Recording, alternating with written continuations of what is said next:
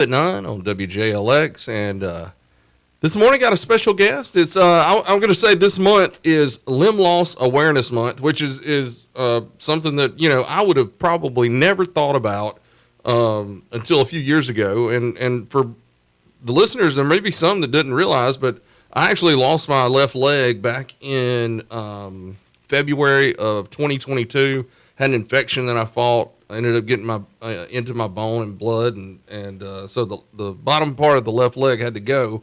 And so now I'm a little more in tune with things like Limb Loss Awareness Month, and wanted to spread that awareness. And when I did, I was trying to think of someone else that I knew who had lost a limb, and I didn't really have a lot to pull from. And I had mentioned it to my wife Andrea that it'd be neat if there was somebody else that I could talk to, and that's where our guest comes from.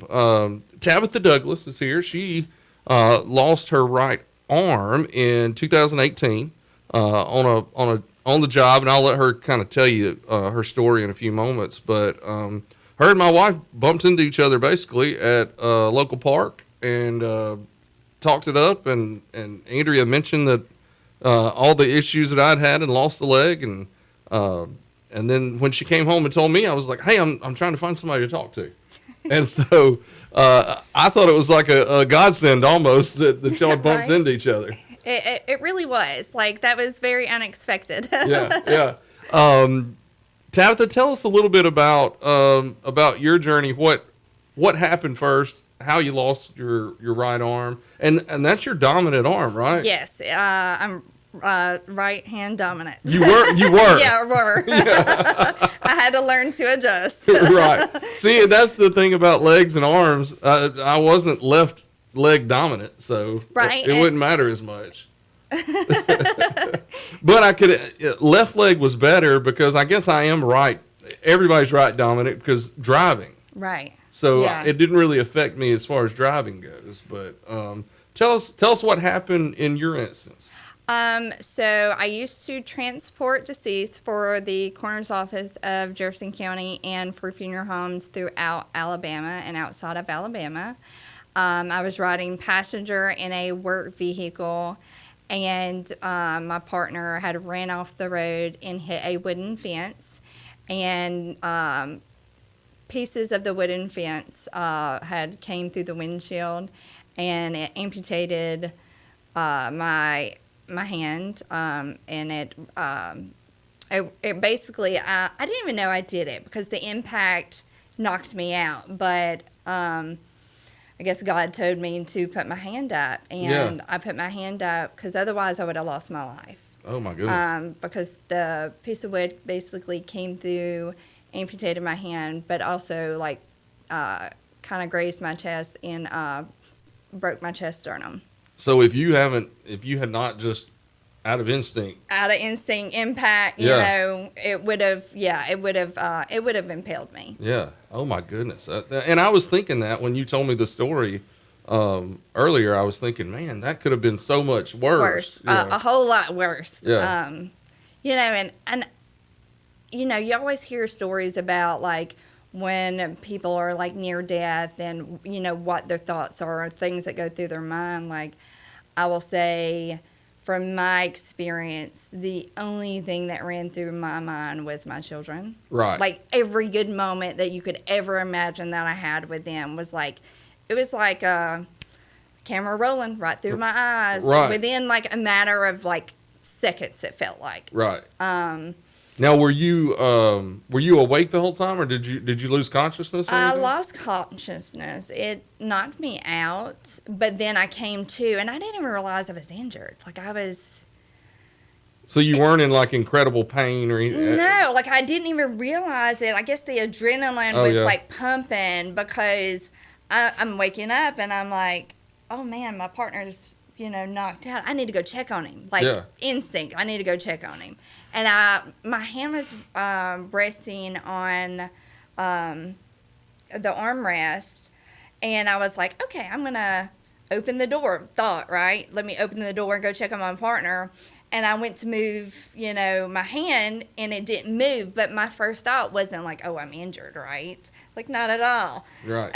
And I went to move it again, and it didn't move. And I looked down, and I was like, oh. Oh, that's not good. Yeah. And so because I'm very used to picking up scenes like I just was in, I was like, okay, don't panic. Yeah. Because the more I panic, the faster I'm going to start bleeding. Right. And so I'm like sitting there, and he's still passed out, and I'm just like trying to figure out, like, okay, how do I get him away? Right. Where do you go from here? So I'm like trying to like reach through and around like the boards that had came through the windshield in between the console. Yeah. And like nudge at him, and like I'm yelling at him, like, hey, I need you to get up. And like he finally comes to, but he was knocked out as well. So like he's coming out of that. Right. He's trying to think groggy straight. State. And then I was like, very calm. I was like, hey, like I need you to get up and come over here, because I'm not trying to make myself panic. Right. But I'm also not trying to make him panic. Right. And like he comes around, he gets out and comes around, and he like looks into the window, because the window was knocked out, and he was like, oh, what do we do? And I was like, we gotta call 911. And like and it was weird. Like another thing I think God just did for me there was, because I don't remember putting my phone underneath my thigh, right? Right. And for some reason, it was still there after the accident. And I remember like looking all around for my phone and the floorboard and everything. And then I felt something underneath my thigh, and it was my phone. Yeah. And I was like, because he couldn't find his at all. And then, so, of course, gave him my phone, and that's what started the process of, trying to save my life and getting me to the hospital. Yeah, because I would think, describe what your hand looked like when you saw it. So both of the bones were broken, and I could feel that, because it was just like there was no sturdiness to it at all. Right. And you said it was basically just hanging there with it was just basically hanging together by just a thin piece of skin on this, on this side. Right. And everything. So the seat that I was in definitely was not clean. It was pretty bloodied, and I know when I came to from the hospital, I had doctors all around me, because they put me in a coma and everything. They even strapped me down to the bed because I came up like, oh yeah, freaking out, like, but anybody would. Oh yeah, anybody. And I came to, and they were basically telling me, like, with not just one injury that I had, but all three injuries, basically could have killed me. Yeah. And they even had to, like, cut the door open, just to get me out. I did walk to the ambulance. It had been raining a little bit, and they were trying to put me into a soft stretcher. Yeah. And I was like, absolutely not. It was, I'm just thinking to myself, like, I'm not going out this way. Right. Yeah. I'll walk. And, it wasn't until like I got in the back of the ambulance, and I was like there, and like we were going through like, my medical history and stuff of that nature, and she started hooking up everything and the IVs and stuff, that the adrenaline started to wear off, and the pain just started to be there, and I was like, oh, this is rough. Yeah. Oh, this is what that feeling is. Oh, I don't like this. Yeah. That is wild. And I can't believe you walked to the ambulance. I mean, if nothing else, you're extremely tough. Yeah, I was like, absolutely not. Like my thought was like, they're gonna put me in this soft stretcher, and I know they were like mainly firefighter men, but I was just like, in my mind was like, I don't want them to drop me. You've been through enough, right? That's what you're thinking. This is not how I'm going out. Yeah. Now, once you woke up and you can remember, Were you? Did you remember that you had lost your arm before you were knocked out, or did that have to all kind of come back to you? Well, so no, I mean, I knew what had happened. Like, I remember even, like, I made 2 phone calls when I was in the ambulance. One was to the guy I was dating at the time, and the other one was to my ex-husband, my oldest kid's father. Yeah. And I remember having, like, the calmest conversation with him, and I was like, hey, listen, kids just got on the bus. They're going to school because I had checked on them. Yeah. But I'm on my way to UAB, and I'm not 100% sure that I'm going to make it there alive. Right. But if I do, there's a great chance that I'm not going to have a right hand anymore. Yeah. Just to kind of give him that heads up, like, this is what, we're kind of going into now. Yeah. And but how?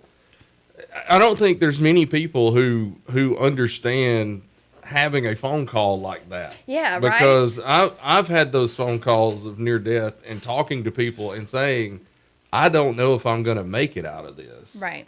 And that's terrifying and traumatic in itself without anything else. Right. And then having to be calm because you don't really want, like, you want to get your point across, but you also don't want to make someone panic either. Right. Like, even when, like, the guy I was dating at the time, and I had called him and I told him about it, my conversation did not go like that with him. My conversation was like, hey, I've been in an accident at work. I need you to come to UAB. Right. I did not go in you didn't to give elaborate him the to him what had happened because I didn't want his mind to panic and be like, I need to rush there and him get in an accident trying to get to me either. Because he wasn't going to save your life or your arm at that point. No, not at all. So that was a hard experience. Yeah. Like, because once I got on the phone with my ex-husband, we have a really great relationship. And even at that time, I was just like trying to hold it together. But, even him, telling me like, it'll be okay. We'll figure it out. Right? Yeah. Like, that's something like you always need somebody like well, that. At least you knew you had somebody in your corner at that point. Yeah. Now so I'm familiar with UAB. So you wake up at UAB, and I'm guessing that you're probably in the hospital for a week or two, and then but did they move you to Spain? Yes, I did go to Spain rehab. So when I was in a coma, like I said, because I woke up and I was freaking out and snatching everything trying out of me, and I guess the panic of, like, because I knew when I was being put to sleep, I might lose my limb. And, like, the panic of, like, oh my gosh, did I really lose my limb? Like, what's going on? Like, and so they put me back to sleep. And then they gradually, I remember them, like, even, like, telling me, it's okay. Hey, it's okay. Listen, we're right here. Like, it's okay. You're at UAB. And them trying to, like, walk me through having the, the tube still, breathing tube and everything down my throat because that was very uncomfortable. Yeah. And so they came to and, like, I have, like, 5 doctors around me, and they're all just like, you're very lucky to, be here. Like, just, one injury could have killed you, but, you had 3 injuries that could have, killed you. And, I really, like, I understood it, but really didn't, at the same time. I guess, going through that traumatic experience just kind of, put me in a weird stage there for, the time that I was at UAB, right? Yeah. Because it was like I was going through so much. Like, they tried to take a vein out of my leg to repair the, the veins and stuff in my limb, and it didn't work. Like, next thing you know, my finger's starting to die. And going through that experience, right? Going through the experience of, I remember, like, after they repaired it or tried to repair it the best that they could. So at that point, you still had your hand. Yes. Yeah. And waking up and still, like, seeing that, and I'm just like, whew. Right. Yay. Right, yeah. Like, something. And then, like, the doctor coming in and telling me to wiggle my fingers.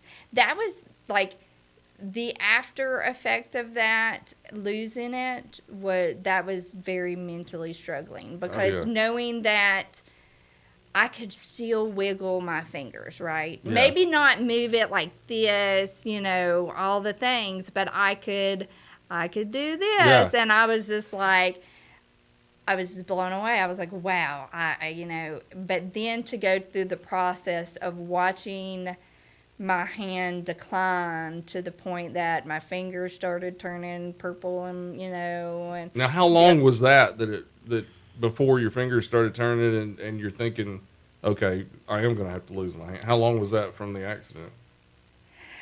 Like a week. Okay. Yeah, it didn't take long. Right. Like, because there was no... There just wasn't any blood flow. Well, yeah, there was no circulation, because it had been so mutilated that there was no circulation to it. And at that point, once my fingers started, declining and started to die, they tried to do leeches, and they would put the leeches on and they would attach, but then they would just start to fall off because they couldn't,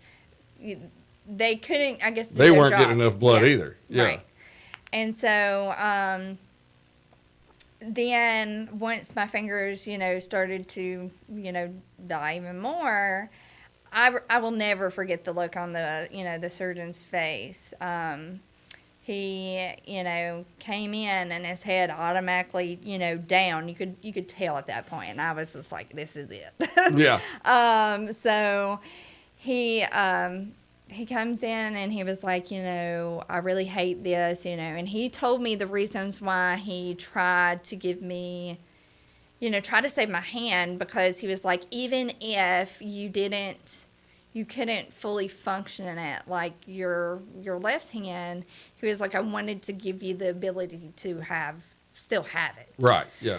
And he was like, but if we don't amputate it now, we're going to have to amputate more of your arm. Yeah. And at that point, I was like, okay. Just take it. Just take it, because... well, and I wish in my journey that I would have said just take it sooner, because... the difference, there's a lot of differences, but one difference is mine was an infection that started in my foot in like September of 21, and I fought it for like 6 months. Oh, yeah. And so fighting it took a lot out of my body because they had to put a PICC line in. I was taking antibiotics all the time, and I went through the process of seeing my toes die, but it was a lot longer process. Right. And I lost a couple toes, and then it was lose another toe, and then it was you might lose your foot. But by that point, I was on death's door, and they said I went in for a consultation to have the foot basically removed, and I was so sick that I couldn't stand, I couldn't walk. My wife had to push me in a wheelchair, and when we got in there, they just took one look at me and they said, "You're not going home." And, right. And by the time we got later in that evening, it was, hey, you were so lucky you had this appointment, because if you'd have waited another day, you probably wouldn't be here. Right. And then it was an emergency surgery, and I woke up and the leg was gone. But at least I knew in my head ahead of time. Right. It wasn't such a shocking. You were able to kind of prepare yourself. Yeah, a little bit. Yeah. Yeah. And you still don't. Once you wake up and you see a limb's gone. When you go nearly all your life. Right, yeah. It's Katie bar the door. Yeah. But, hey, it's 9:30 right now. Let's take a bottom of the hour break. And then when we come back, I want to talk more about your story and how you've bounced back, because it's such a brutal injury. Yeah. But the comeback is the thing that everybody wants to hear about, for sure. Definitely. Let's take a break and hear from our sponsors, and we'll be right back on Live at 9 with James Phillips on WJLX. Young Jewelers. That name has been a part of Jasper for a long, long time. As a matter of fact, for 3 generations and over 70 years, Young Jewelers has been located in downtown Jasper, striving to earn your loyalty with quality and customer service. Young Jewelers has set the standard in diamonds, jewelry, and gifts. You can afford to have a diamond from Young Jewelers. Our friendly staff can assure you of that. And you're always greeted with a smile and a genuine concern for your needs. Whether it's custom design work or diamonds from one of the name brand vendors, a consultation at Young Jewelers will have you feeling confident you've made the right choice. Young Jewelers, located across from City Hall on 19th Street and online at youngjewelers.com. Start your story at Bevel State Community College. Whether you need seamless academic transfer classes, high-wage, high-demand career technical or health science programs, rapid training opportunities that get you into the workforce quickly, dual enrollment or adult education courses, Bevel State is your community college for a quality education. Visit bscc.edu to learn about our convenient and affordable options to make your future visible. Your story starts at Bevel State. Carl Cannon, Chevy, Buick, GMC, Cadillac, Corridor X, and Jasper. We're more than just a new car dealer. We're a certified pre-owned dealer, too. As a used car dealer in Jasper, we have access to a wide variety of used cars from across the area. As a new Buick, Chevy, Cadillac, and GMC dealer, we have the latest models that GM provides from 4 amazing brands. Let us show you around our dealership. With so many options, we're sure you'll find what you're looking for. Browse our inventory online at carlcannon.com. When other dealers can't, Cannon can. Carl Cannon, Corridor X at Industrial Boulevard in Jasper. If you're craving great food in a place that feels just right, it's time to head to Jake's on 4th in downtown Jasper. From stacked made-to-order burgers to hearty favorites fresh off the grill, every dish at Jake's is cooked with care and full of flavor. It's comfortable, relaxed, and always welcoming. Whether you're meeting friends, enjoying a casual dinner, or just want a laid-back spot with great atmosphere, Jake's on 4th delivers every time. Located at 1810 4th Avenue South of downtown Jasper, Jake's is open Wednesday through Saturday with lunch from 11 to 3:30 and dinner 5 to close. Jake's has great food, an easygoing vibe, and it's a place you'll want to come back to. Jake's on 4th, fine dining done the Walker County way. The sound of Walker County on 101.5 is WDXB HD3 Pelham, W286BM Jasper, an iHeart radio station. Listen on the free iHeart radio app for all your music, radio, and podcasts. Free never sounded so good. You're listening to Live at 9 with James Phillips, presented by Young Jewelers on WJLX. And we're back on Live at 9 with James Phillips here on WJLX. Want to thank our title sponsors, Jake's on 4th and Young Jewelers. You just heard from all of our sponsors, and we appreciate all of them. Jake's on 4th and Young Jewelers especially, they're our title sponsors. Go check them out. Jake's on 4th today. I saw their menu for last night, and I'm sure it'll be pretty similar, but, man, they had some really good stuff on there. They've always got great fresh fish. That would be the thing that I would recommend. Or if you want a great steak, also a great steak for dinner. Lunchtime, I always say the bologna sandwich, but also their ribeye sandwich is incredible. So go get a ribeye sandwich. Tell them James sent you, and I bet they'll appreciate that. Young Jewelers, they're about to open up a 2-story Young Jewelers, or actually start construction on it. They made that announcement last week, and that is amazing for downtown Jasper. And it's going to be great because it's going to get rid of the hole that's down there now from the burned building. And Young Jewelers will be right there, and that'll be really, really cool. So go check out Young Jewelers. Tell them congratulations on their expansion, and tell them you heard about them on Live at 9 too. This morning we're talking limb loss. April is Limb Loss Awareness Month. I wanted to kind of spread that awareness for anybody out there in Walker County and whoever's watching us globally on Facebook and YouTube. If you've lost a limb, give us some comments or, feel free to send a private message or something like that. Happy to always talk about that. And I've got Tabitha Douglas here with me today. She's a Jasper resident who back in 2018 lost her right arm in an accident. And we've been talking about, the actual accident and what went on then. But I want to get in more to your comeback story. Right. because that's what everybody really wants to hear is how, how, and it's always, I guess you can say it's a happy story. It's a good ending, but there's still trauma in the background. Oh, yes. So that's the difficulty. Yeah. The trauma definitely gifted me with the chronic PTSD. I understand. And a major depressive disorder. Yeah. So I have worked along with UAB neuropsychologists for the past 8 years, and I would definitely recommend anybody who has been through like a traumatic injury and somebody that's struggling to work with a neuropsychologist because they can help you retrain your brain and how you think to, get you, back, not, I would say, like normal, because, after traumatic injury, they call things like the new normal. Yeah, I hate that phrase, too. I really do, too. Like, I'm just living life. It's not ever going to be normal. Yeah.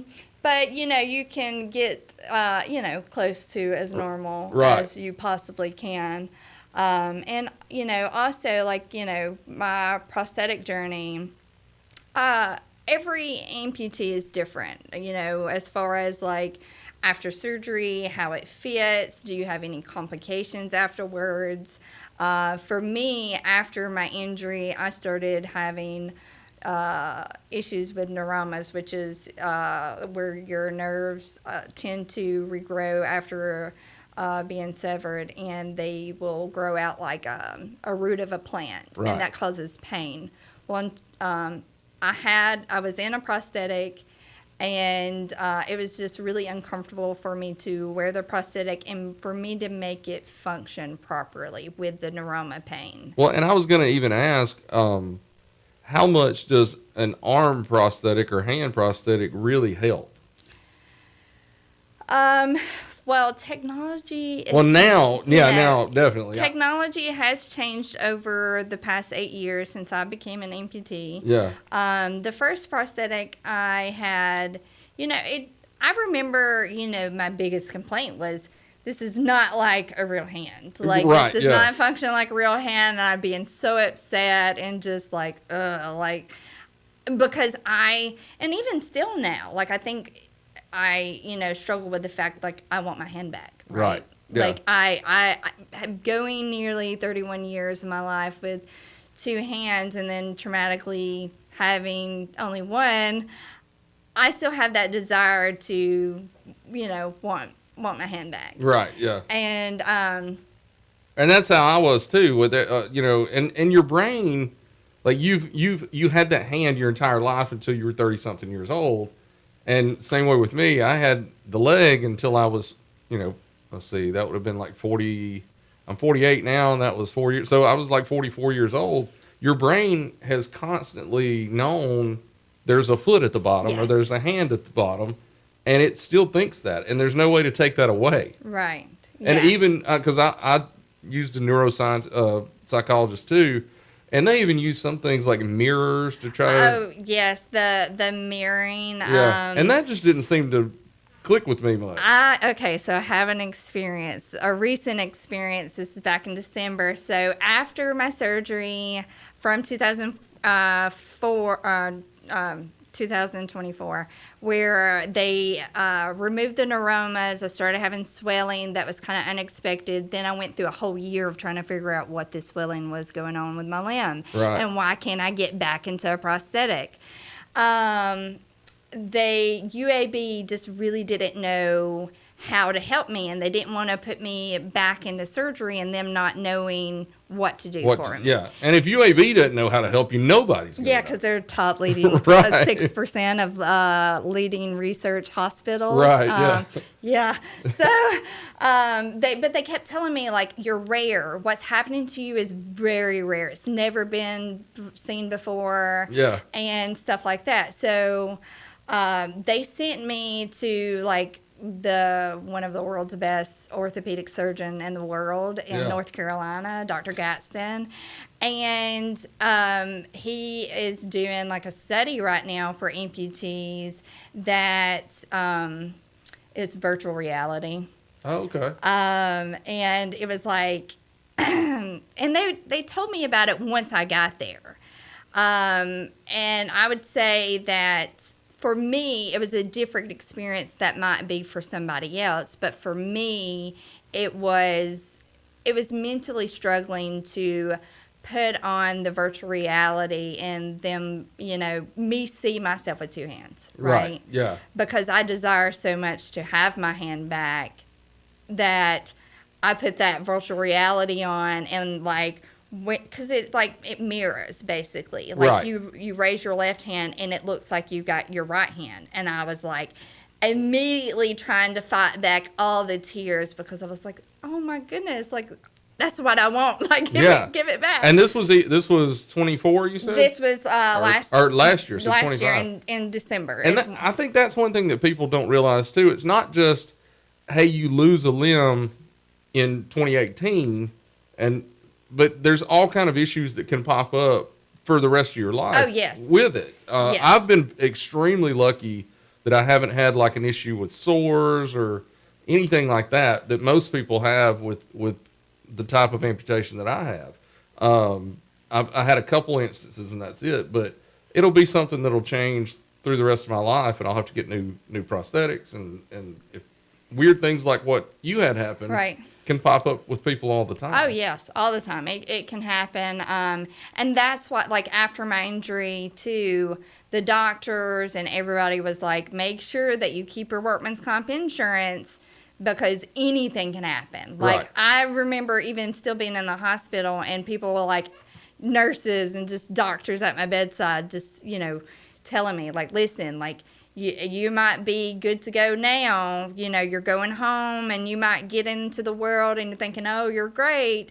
But anything can happen. Like Right. 10 years from now, 20 years from now, that could spring off of just this right here. Yeah. And so I went to Dr. Gadsden, experienced the virtual reality, which was not for me. Right. But I'm sure can help a lot of other, people who have limb loss. And at that point, I have what they call, what kind of mimics exertional compartment syndrome. So my at baseline, my limb is already swollen with like edema. Right. But if I start to flex my muscles, like if I'm going to like work my prosthetic or anything like that, it starts to swell. Right. But I never go back to no edema, right? So we've had to kind of look into different ways to accommodate for that swelling that's going to, occur for me and to try to get me into a prosthetic. So one thing that we've looked into is COAPT, and that is it's a technology where my brain, because I have had two limbs, my brain still sends signals to my limb, like to my fingers, right? Right. Because And you still move muscles in that. Yes. And what do you call your? I call mine a nub. I call mine a nub, but I also Okay. call it my chicken wing. Look. And I know when I was in the hospital, they call it, what is the word? I had it in my head just a minute ago. They call it something limb. Residual limb? Yeah. And I was like, no, just nub is fine. Yeah. Yeah. And now you had yours covered. Is there a reason you wear the covering or? Well, it's a shrinker, so. Oh yeah, it is a shrinker, isn't it? Yeah. Yes. And so you're always having swelling then? Yes. Okay. Yes, that's what I was trying to Yeah, explain. right. Is I was having so much difficulty getting into a prosthetic because every time I would get fitted, Right. and then I would go to get into It one, would change, and my limb would change because like I'm constantly was trying to do stuff with it or flexing my muscles to kind of strengthen that muscle to be able to work my prosthetic. right? So with the co-app, though, that allows me the ability, because I don't know if you could see, but you see where Yeah, this muscle, like a lot of people don't know it, but this muscle is the muscle that opens your hand, right.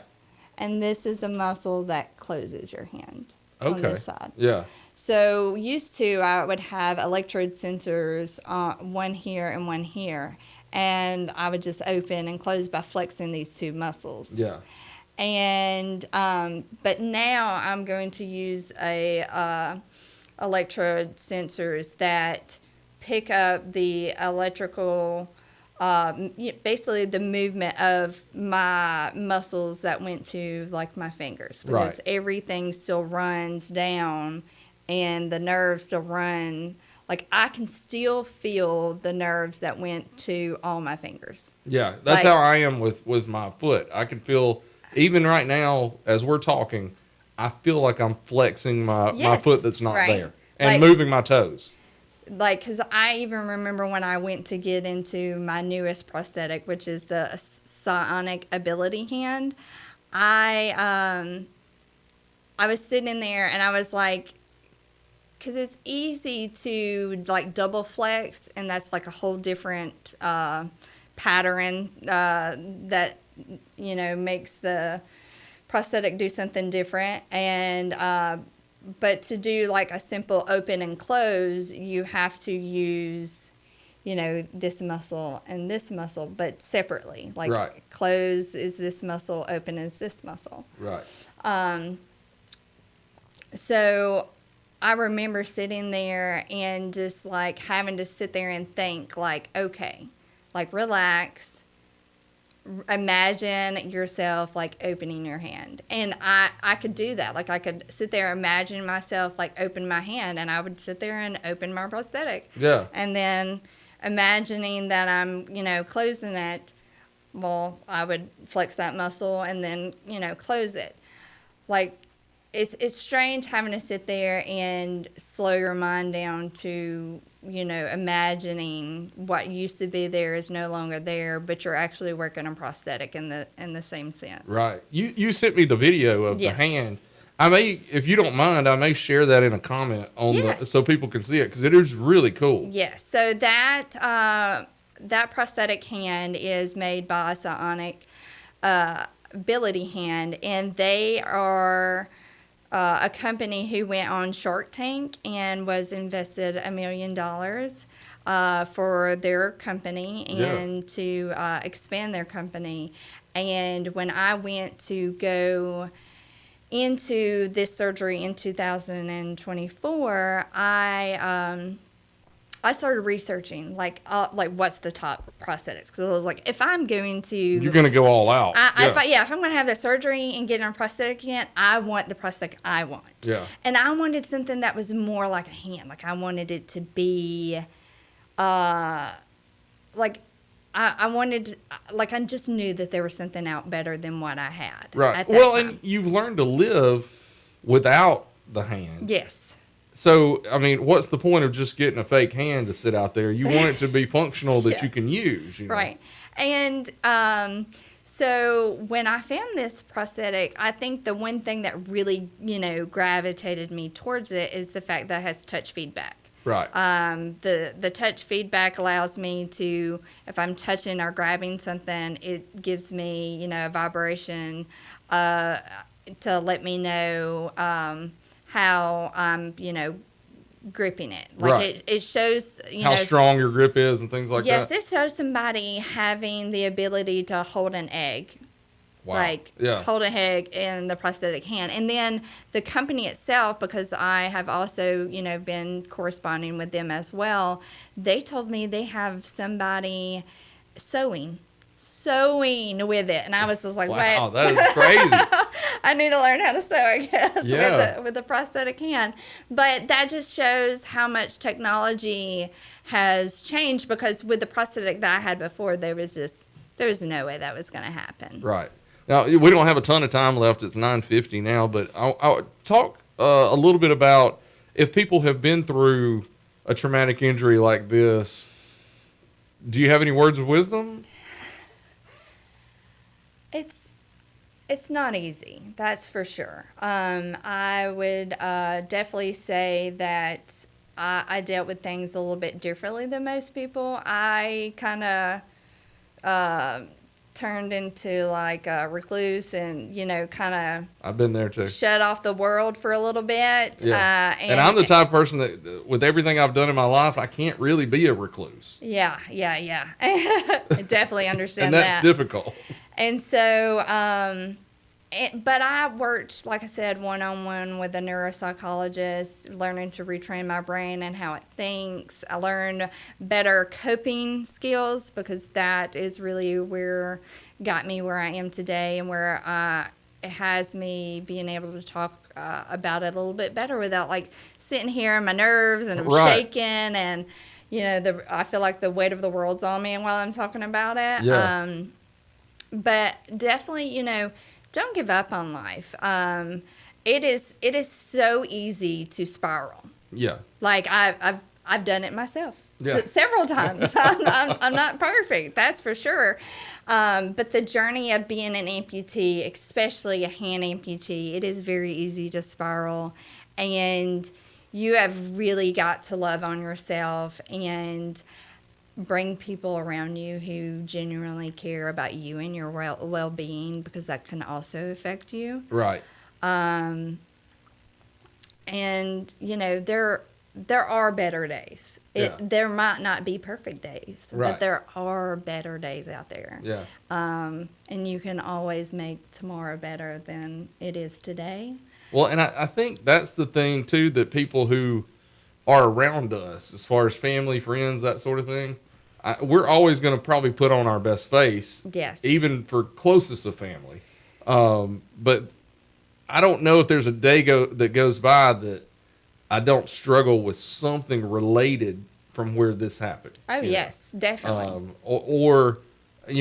I'm constantly thinking, okay, well, the infection caused my heart stuff later on. Just all the different things that runs through your head. And you do get down because you think, like you said, the new normal. Well, the new normal kind of sucks, and I hate that word. I hate that word. I hate that phrase so much. Because nothing's normal. And it's not. No, I like That's the thing we have to kind of live with, is nothing will ever be normal again, and that's okay. Yes. Yeah. Like that phrase honestly used to infuriate me. Yeah, me too. Like so bad after the. And then you hear it in the pandemic. They would say it all the time during the pandemic. Yes. This is our new normal. I don't care about you. I do not care about Because you had to live through the pandemic. I didn't lose mine until afterwards. Yeah. So I heard it a whole lot, like from all the doctors, and I even got to the point where like I told my neuropsychologist, I was like, I can't take that. Like Right. I cannot take Just it. Like stop. this is no. Like I will never be normal again. Like my normal is to have my hand back. Right. But that's not happening. And having to live in reality and accept reality. Right. Yeah. Because that's where it really, that's where growth comes in. When you're able to sit there and accept reality. Yeah. And even on like your worst days, you're going to struggle with it. Right. Yeah. Well, I think I know it's been a while since 2018 now, but it seems like you've really bounced back.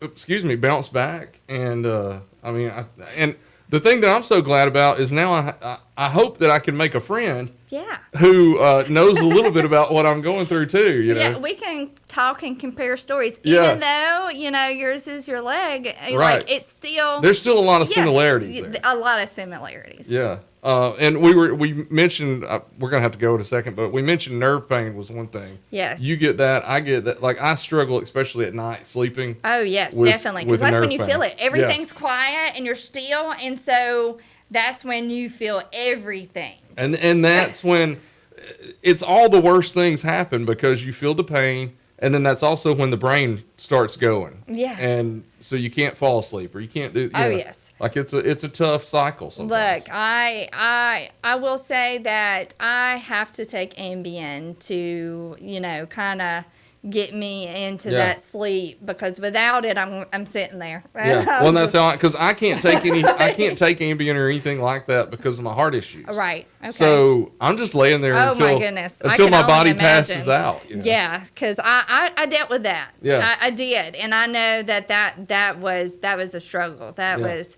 because you never know when you're going to pass out at that point. Yeah. Because your mind's just. And then not only is your mind going, but you can also feel the nerves. Right. It's everything. Like the nerves, the pain that comes with it. Yeah. Yeah. I just turn on Seinfeld and I fall asleep at some point. That's my plan most nights. Well, we only got a few minutes before Woody has to come in here. I want to thank you for coming in. It's really brave to come in. You didn't know me from anybody, and people are listening and watching. So it's brave to come in and I, it's tough for me still. A lot of people don't see my nub because I've always got a prosthetic on. And some people don't even know that I'm missing a limb. But with you, it's right out there and open for the public to see. When I came in and everything, Terrell. Yeah. He was like, I and I was talking to him and he was like, "You're here," and I was like, "Yeah." Yeah. And he was like, "Oh, I didn't even realize it." And I'm like, you were kind of waving at him. like, hey. But yeah, a lot of people don't realize it though. Like, I guess because I have that bubbly personality, it kind of draws it away from what's actually missing. Right. Well, and you even talk with your hands a lot. Yeah. And it's still not a thing where somebody's just staring. And one thing that I do is I still talk like I have two hands. Right. Yeah. Hands. Yeah. I will be in a conversation. I'll be like, yeah, I got to do. I'm doing this with my hands or whatever. Right. And then you have to think, oh no, hand. Hand. Because I say feet all the time. I have to go no foot. Yeah. It's just a habit. Like. Right. Now, before we go, I got like 3 minutes. I noticed your tattoos on the nub. Did you lose some tattoos? Oh, yes. Oh, wow. So I got that done like 3 months before my injury, and it went all the way to like my palm. Oh, yeah. And I was upset. I bet, yeah. So, yeah. Now, what is it? Because I can't see well from here. Oh, it's a raven. Oh, okay, cool, yeah. Crow. Yeah, cool. Looks good. Well, I appreciate you coming on, like I said. And guys, thanks for listening today. It's been a great week on Live at 9. I missed a couple days with Andrea being in the hospital, but glad to be back and had some great guests. Already booked up for next week. Got a lot of people coming in next week. And just appreciate you guys being here. It's been about a year for Live at 9. And as we talk about trauma and things like that, Live at 9 has been a great way for me to work through trauma and different things as well. Just to be here and to be helping to tell other people's stories is really what I like to do. And so I appreciate you coming on this morning. Yes, definitely. I would love to come in again once I get into my prosthetic. Oh, that would definitely happen. And, because people are going to want to see that for sure. Oh, it's awesome. Yeah. It's really amazing. Well, all right, guys. Until tomorrow, be kind and love, and we'll see, or not tomorrow, we'll see you Monday on Live at 9 with James Phillips.